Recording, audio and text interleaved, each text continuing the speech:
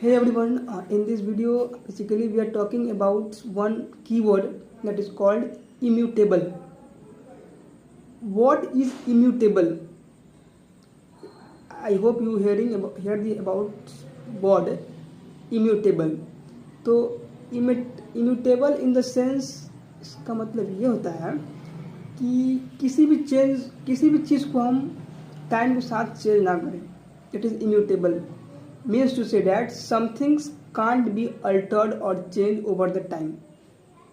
When we talk about in programming language, we use string. Once we declare string, we can't change the string over the time. It is unmodifiable, you can say. Got it? तो immutable का मतलब ही होता है कि किसी भी चीज़ को हम समय के साथ चेंज ना कर पाए.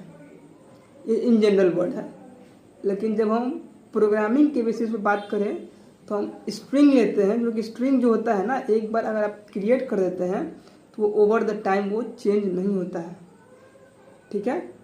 अगर किसी भी ऑब्जेक्ट को अगर एक बार फिक्स करते हैं, प्रोग्रामिंग की बात कर रहे हैं, तो वो एक बार फिक्स करने के बाद हम आगे with over the time we can change.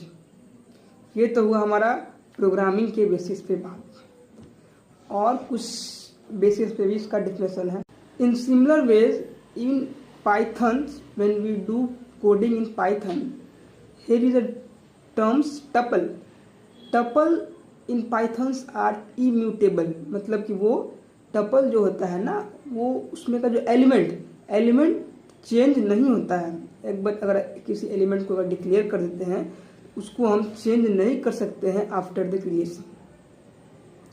It is also immutable. और भी इसका अलग अलग मीनिंग होता है. इसको कह सकते हैं नॉट सब्जेक्ट टू चेंज, ऐसा भी कुछ कहा जाता है. और भी नॉट मॉडिफाइबल, जैसे आई हैव ऑलरेडी टोल्ड. तो यही सब बेसिक इसका मीनिंग होता है. ज़्यादा कुछ टफ नहीं है. और बेसिकली ये सब हम प्रोग्रामिंग लैंग्वेज में इसकी बातें करते हैं. तो आई होप कि आपको इम्यूटेबल का मीनिंग समझ में आया हो. Thank you.